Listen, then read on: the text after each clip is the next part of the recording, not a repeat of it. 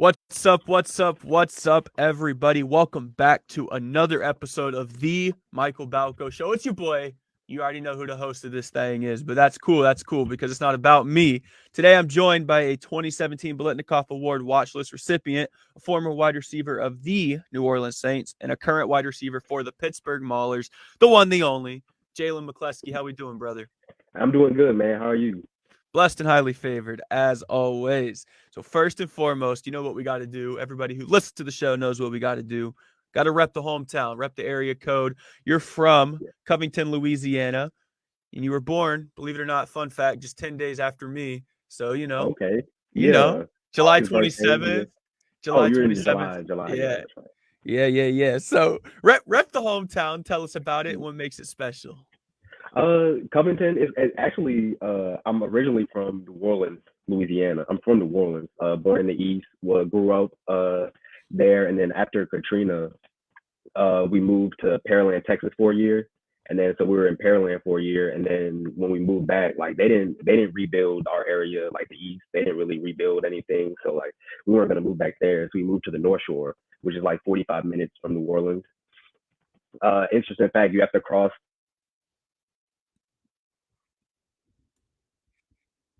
miles over water. So so that's a but Covington is nice. It's real nice. They're really starting to build it more now because more people are starting to move out here. But it's just a quiet little area. But it's nice. Tell us about New Orleans during Katrina, man. Like, for some reason, I just completely forgot that you were in Louisiana, even though I literally wrote it down. But man, what was that like? I mean, obviously from the Saints fan perspective, I know what it was like. Just how the city rallied around the Saints and they went to the Super Mhm. Bowl a couple years after, all that jazz. But tell us about it from your firsthand perspective, man. How Mhm. did Katrina impact that city? Man, it impacted it a lot. Like, cause originally, cause I was younger, I was in like first, second grade, cause it was gonna be right before it was right before school started that year. I think I was going into second grade, and they were telling us that it wasn't really gonna be that bad, that it wasn't going. And then like during that week, all of a sudden they were just like, y'all got to get out of here, y'all got to evacuate all this stuff. And then so like we weren't even gonna leave, and then like the night before it hit, my mom just like woke up in the middle of the night and was just like, nah, I have a feeling that we gotta go. And so we hurried up and packed up that morning and we left. And good thing we left because our house ended up getting 8 feet of water. And so it was crazy because like we wasn't expecting it to be like that. Like we didn't even bring like a lot of like all of our stuff because like we thought we wouldn't be able to come back and stuff like that. So it really brought the city together. And and the Saints really brought people together with the Saints because that was something that they could come around. It was a common team who had a common goal, and they played for the city. And so that really brought everybody together. Did you grow up a Saints fan? Yeah, I did. All right, Especially all because my right. dad played for the Yeah. We'll talk about all that. We'll talk about it. That's cool. That's good to know. That's good to know. All right. So after high school, you took your talents to Oklahoma State. You racked up over hmm 2,100 yards over 4 years, scored 19 tutties from three different areas of the field. You ran one, I think you returned one, and you caught like 16 or 17, something like that. What was for you your biggest transition from high school to college football? And take us back to your high school days. If you remember that far away, I struggle hmm sometimes too. Same age. So, we're good. And tell us a little bit about what your recruiting process was like. My recruiting process was really slow because like I wasn't the biggest, especially in high school. So it was real slow, just getting the opportunity to just get in front of the coaches and show them what I could do. Just going to camps and stuff. But it was cool. Like I got a few offers early. Like my first offer was from South Florida. And then like once I got that offer, I kind of started getting like Southeastern, Southern Miss schools like that started offering. And then the how Oklahoma State started recruiting me was Tyron Johnson. Mhm. Yeah, well, I've been knowing him since sophomore year of high school. We used to work out together and stuff, and he was getting recruited by Oklahoma State, and he was up there on a junior day, and Coach Henny, Eric Henderson, He's a D line coach for the Rams now, but he was there at Oklahoma State at the time as a recruiter, and he recruited like the New Orleans area. Well, Tyron was up there one time, and he told him and the receiver coach about me that they should start like looking at me and stuff like that. So they looked at my film and stuff like that, and then so Tyron was actually the reason they started recruiting me. And then so one year, I went up to camp. They were like, if you come to camp and you do well, like we could possibly offer you. So I went up to camp and I did my thing, and then like the next, we were driving back home, and then like that night, my dad got a call and he said like they were gonna offer me. So then they called me the next day. That's sick. So, yo. And then so once you got there, you was doing your thing pretty much right away. What was your biggest transition? I know a lot of dudes that I've talked to, they go and they're just like, honestly, bro, there really wasn't one. And a lot of dudes are like, man, there was a transition. So how was it for you? Well, my transition wasn't as big as a lot of people because my dad had been there, and my dad was, he was always telling me like how it was going to be, like what to expect. So my transition probably wasn't as big as a lot of guys who like when they first get in there, it's a shock to them. So it was a pretty easy transition because I had the most of the biggest transition is people in the weight room, the college weight room, like that's their biggest transition. But my dad had trained kids all throughout my high school. Like he had his own facility and all that stuff before he started coaching. So the college workouts was on the same level or easier than his workouts. So so going in there, it wasn't that difficult to. And Coach Glass is great. Coach Glass got some hard workouts too. That's not even knocking Coach Glass workouts. He'll get you right for real. But my dad definitely made it a lot easier for me with the transition. So one of the biggest like I guess the assumptions about college football is that, or maybe not even an assumption, but like it's just facts, is that like you literally are just like football in school from like 6 a.m. until like 8 or 9 in the evening. How do you prioritize or make time for school and stuff like that? Like is the workload lesser than high school, do you think, or do you have more time during school to like actually get stuff done? You have like study halls. How does like college make it easier for you to actually still get work done? Because I know there's some young high school athletes listening to this thing and they want to know, man, because they scared. They're worried about that. Yeah. Tell us about it. Definitely. Every school you go to, like their academic is set up different. Like I know guys from schools where they had set times they have to go do study hours, stuff like that, like every day. But Oklahoma State, we had to go in like during the week. So like if it was just a regular week, we had to go in on Monday to like print our grades out and all that stuff and like make sure we were ready for the week. And then we got to pick like one other day we had to come in. But like you just had to make sure all your stuff was done. Like if all your stuff wasn't done, then you had to go in more and stuff like that. So like the best advice I would give is just to get your stuff out the way. Like I used to have all my work done for the week. Like if I was able to get it done, like it wasn't given to me like later on in the week, I had all my stuff done by Tuesday. I tried to have all my stuff done by Tuesday or Wednesday, because then like guys would be going in, because like we practice in the afternoon. So like we would have class in the morning. You have class until like 12, and then you would have to go get taped and stuff by like 12:15, 1ish, and then we'd have meetings and stuff, and then we practice till like 5:30, and then shoot, if you had work to do, that's when you would have to go after practice to the AC. If you didn't go like during the day, we call it the AC.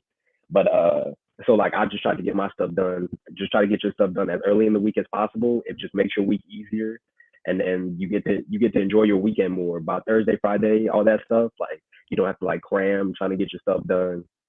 So I think that was the biggest thing for me. I was able, because a lot of my teammates, they would have to go in there Friday night, like Thursday night, like they'd be in there till like Thursday night, they'll be in there till like 8 o'clock, so they wouldn't have to be 9 o'clock, so they wouldn't have to go in there Friday. And I'm like, y'all could have got that stuff done Monday, Tuesday. Like we had the same schedule every day. Like you're not doing nothing. You might as well just get it out the way. Bro, them post practice naps be hitting different though, bro. Man, you can't. I used to be able to go after practice, go eat food, and then I used to be able to go to the crib. I didn't have no work to do, nothing. That's true. You working smarter, not harder out here. So after 4 years at Oklahoma State, man, you made the tough decision to take your talents to Tulane. So entering that transfer portal, man, it's tough, regardless Mhm. of if your pops is over there coaching or not. It's still Yeah. tough because you spent your past 4 years there. They recruited you whenever you had a slow Hmm. recruiting process and stuff, man. So it feels like a family. So how, I guess, for the first half of this question, how difficult was it to make that decision to enter the transfer portal? Oh, it was definitely difficult. Me and my dad had kind of talked about it for a little bit, and yeah, it was definitely difficult. It was something that I just prayed on, and I was just talking to my dad about, and we were just trying to think what was the best like uh situation for me at the time, and it was going to Tulane where he was. Yeah. Yeah, and so that's what you did. That's what you did. Mhm. You went over to Tulane to join your pops, JJ McCleskey. Mhm. What factored into that decision? How dope was it? How dope was it to play on the same squad that your dad was coaching on? Oh, it was real fun, because he was a DB coach. So actually, I Mhm. was going against his guys every day. So like, it was kind of hard for him. He was coaching his guys up, but like he also wanted me to do well, but like he wanted his guys to do well too. Like he had to get real used to that. So it was like, but it was real fun, especially like on game days and stuff.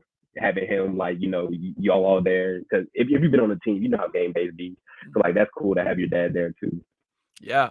Yeah, because like especially one of the biggest fears I feel like I never got to play in college, but I feel like one of the biggest fears would be going somewhere and not having any familiar faces, like, trying to Hmm. find your footing with a whole new squad after entering the Yeah, transfer portal and like you're just, hey y'all, I'm here now. What's up? Like, you know what I yeah, mean? It's just like yeah. that'd be odd, but having pops there, that certainly helps, especially, you know, this kind of transitions into the next question, but your dad's been there, he's done that, so like your dad's full of knowledge, and that's cool. So like he's able to give you that support, and to my right, if I'm right, I think he played both positions, right? He played receiver and DB. Yeah, he played receiver at Tennessee. Like they Yeah. would switch him like each year. Like one year he'd be at receiver, one year they moved him to DB. But like in the Yeah. league, he just played DB. Yeah. Yeah, so it's crazy because he literally has that experience in both sides. So like he's able to give you the tips at what the DB's probably gonna do, and then he's able to give you them tips. Receiver, yeah. Yeah, it's And then nice. and then he's just a football junkie. Like when he was training kids, like he used to have quarterbacks come train. Like he would be at home watching, like sitting for hours watching like quarterback tape, like on how to, so like he can help quarterback. Like he would bring other quarterback coaches in to help more. But like if he had a quarterback, like he learned how to quarterback should throw and stuff, so like he could help them out also. So like he's just a football junkie. We love that, bro. We love that. So your dad spent 8 years in the NFL between the Saints and the Cardinals. How was it growing up around the NFL and getting genuine advice on how to improve your own personal play? Yeah, it was fun. When he was with the Saints, I wasn't born yet, but I was real young when he was with the Cardinals. I kind of remember living in Arizona a little bit. I remember kind of going to the games, and like I remember like when he would come home from practice and stuff, like I would help him like ice his knees and stuff down. Like I would go grab bags of ice for him and like help him ice down. But that's about the little bit I remember. I don't remember too much. I was pretty young. Nice. How how often were just like random NFL players sliding by the crib? Honestly, like I wouldn't even realize that they were. If like I was too young. Like if they did, I don't even remember. Gotcha. Even like post retirement, bro. Like I don't know. I just my assumption, bro, is that like once you Yeah. retire from I the mean, league, I mean, I mean, like once, yeah, like my dad, because my dad played in Arizona with Aeneas Williams, and like when my dad had the training facility, Aeneas Williams and his family, they came down a few times, and they would come. Aeneas would come work out with us, oh sick. and so yeah, Aeneas, let's see, I think he still chops it up. He talks to like Dion and Aeneas. They talk about like DB technique and stuff like that. So, you know, he has some connections. We love that. We love that. Man, I love football so much. It's just super. I just love the camaraderie with football. It's just great. Yeah. So you found the path to the pros yourself, my man, signing as an undrafted free agent with the Atlanta Falcons in 2020 before joining the hometown New Orleans Saints in 2021. What were those moments like for you getting to, get to the NFL, bro? Because I've said this on the pod before, but like I don't care, man. That's like you come in as an undrafted free agent and, Mhm. and you only practice with the team. Like that doesn't matter, bro. You still made it because like you're in Yeah. that top 1% at that point. You feel me? Mhm. So it's just so It's so hard to even get there. How did it feel for you when you got there? Man, it was a blessing. I wish I could have had my pro day and stuff like that. COVID had my pro day canceled and stuff, so like that would have been nice to have like just a regular, you know, but God does everything for a reason. So, but it was a blessing, man. Especially my first year being in Atlanta.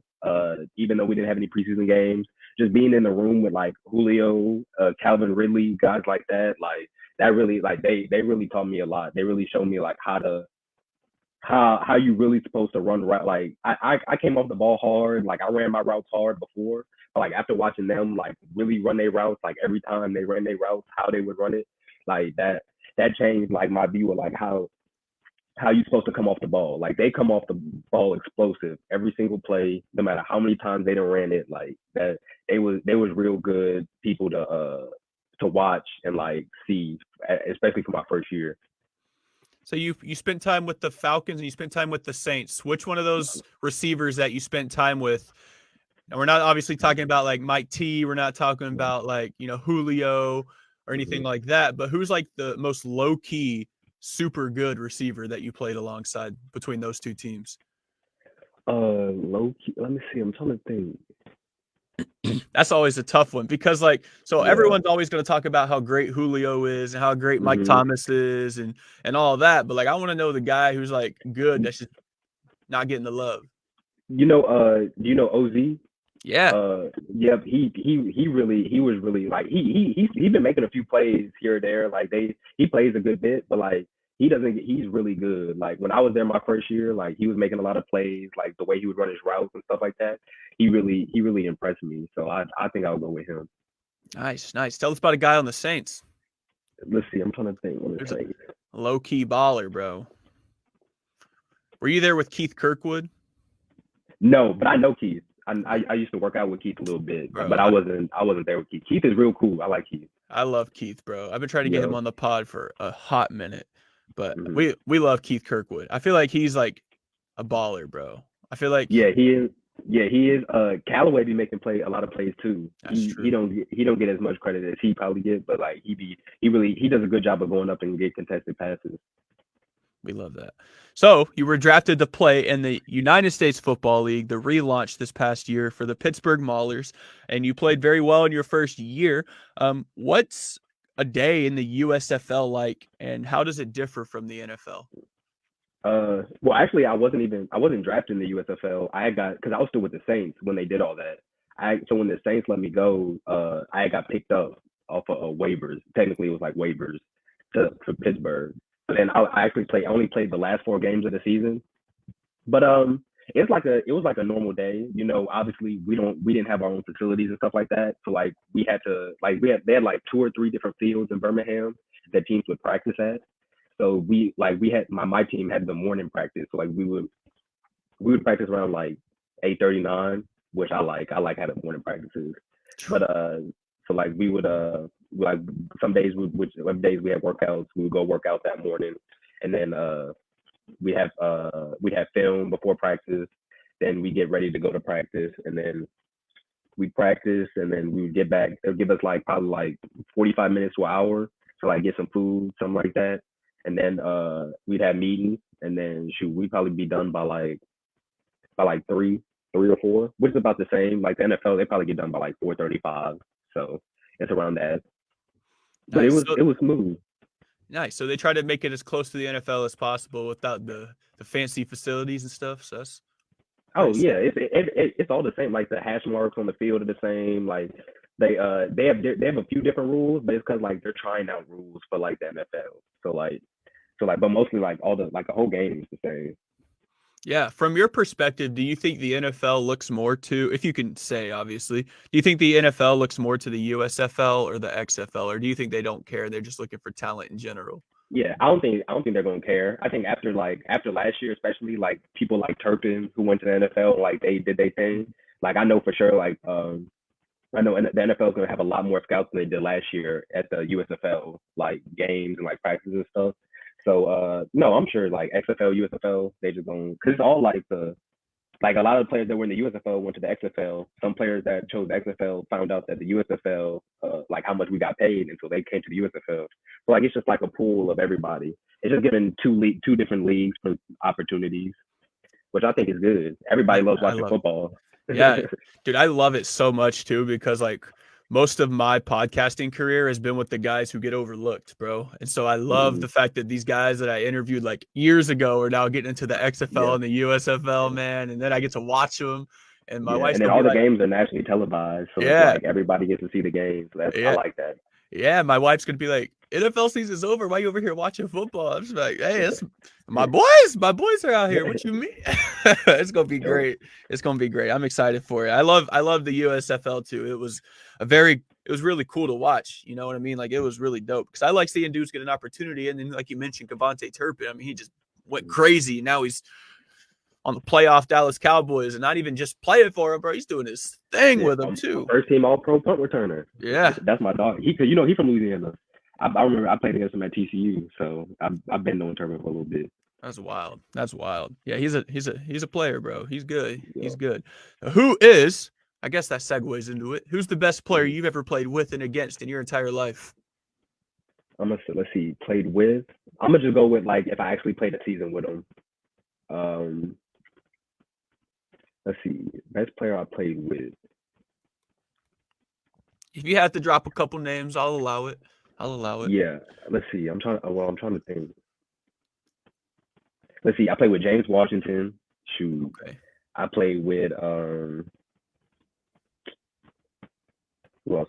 Man, that's kind of Darnell Mooney. Darnell All right. Mooney. I played with him at Tulane. I played with Patrick Johnson. He's a D lineman for the Eagles. All right. Let's see, Trey Flowers. He Okay. DB for Cincinnati. Man, I played with a lot of good guys. I'm not gonna lie. I played with Mason Rudolph, Marcel Aitman. He was the first pick in the XFL this year. Shoot, I don't played with some guys. Your boy Tajay Spear, Okay. this year for Tulane. Yeah, he was a freshman when I was there. So yeah, no, I don't play with some good teammates. Definitely. All right. All right. Who's the best you played against? Sorry. Who's the best you played against? Is there one corner that you specifically remember that's just like mad good to get off? Or is there or just everybody, bro? You're just open on everybody. Yeah, I can't. It's kind of hard because like when I was at Oklahoma State, like after my freshman year, teams just played us three double cloud the whole game. Like they just dropped eight.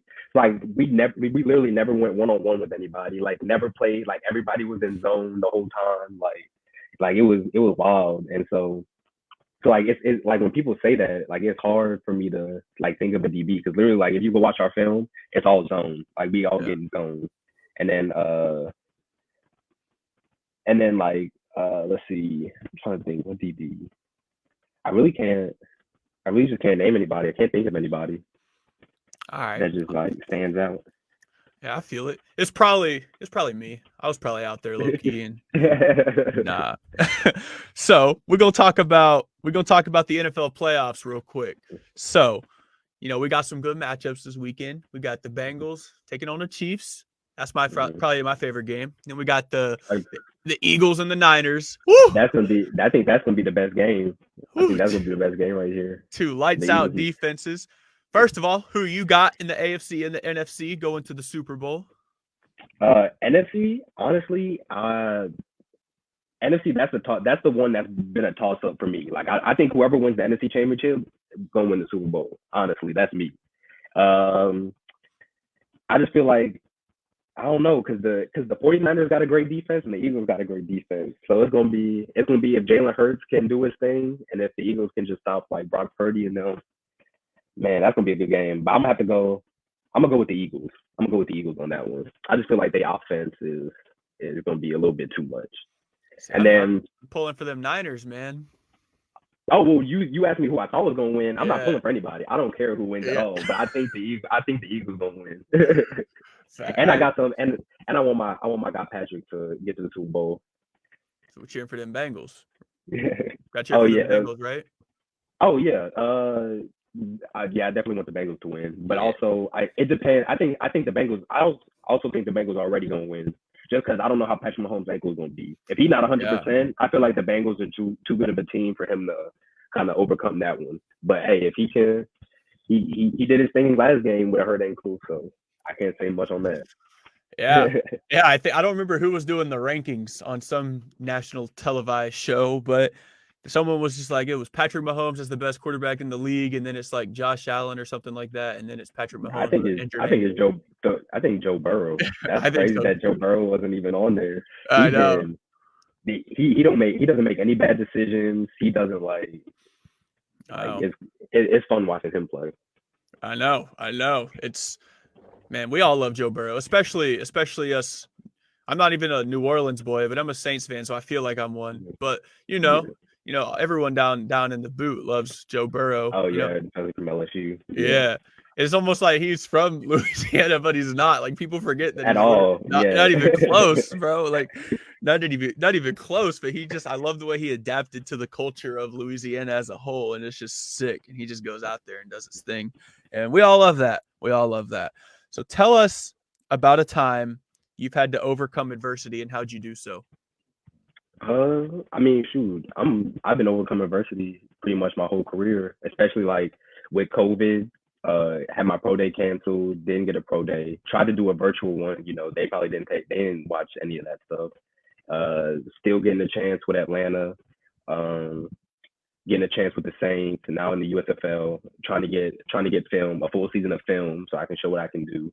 So I just deal with adversity. Been dealing with adversity my whole career, and I just know God has a plan. I just know that if I just put in the work and have faith, that that good things are going to come. It might not be exactly what I want or what I think my plan should be, but I know at the end of the day that it's going to be the best plan for me. So that's what I just go. I just keep putting in the work, and then I just trust that whatever happens is going to be the best for me. Yeah, yeah, most definitely. And so do you kind of know what your role is going to look like with Pittsburgh this year? Like, like for example, like Cavante Turpin knew he was going to be the starting kick returner and all that good stuff Mm-hmm. and punt returner and all that. Mm-hmm. And you balled out and like you said you played 4 games. Like you had like I think it was like 11 or 12 catches for like 200 Mm-hmm. something yards. Like you did your thing, bro. You did your thing. What do you kind of know what your role is going to look like now that you have like a full off season with the Pittsburgh Maulers? Yeah.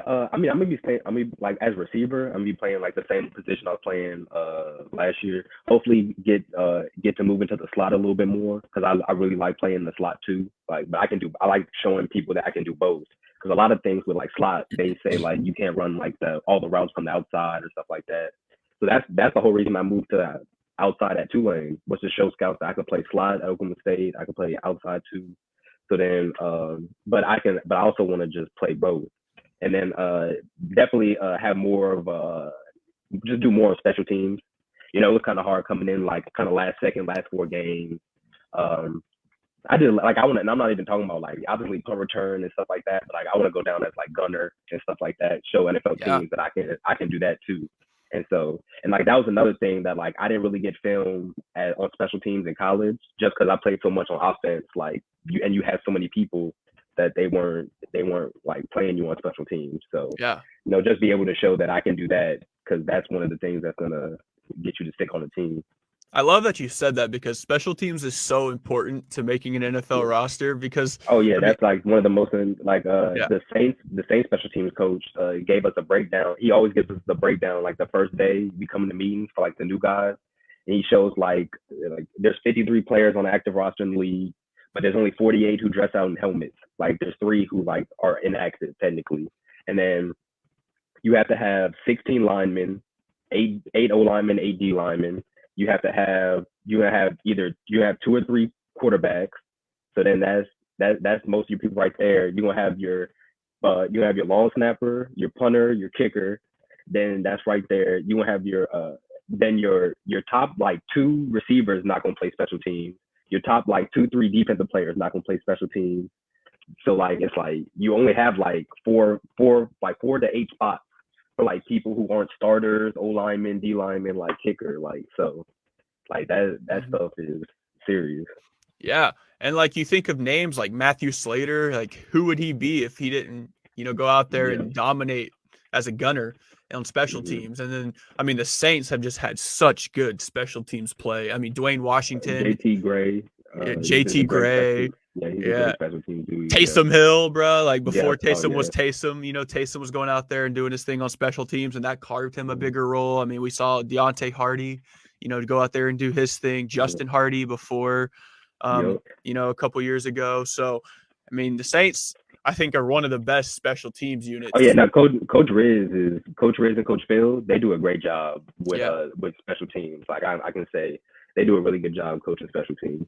Yeah, and it shows, and it's super, Mhm. super, super, super important because that's how a lot of dudes make an NFL roster. So, Yeah. going out Mhm. there and wanting to do that, especially in a developmental league like the USFL, I think that's super dope, man. Get out there and do Mhm. your thing because it's gonna show miles. It's gonna do a lot for you, especially trying to get back into the league, bro, because like Yeah. it's important. Special teams is important, especially a willingness to want to do it too. That's even harder. Yeah.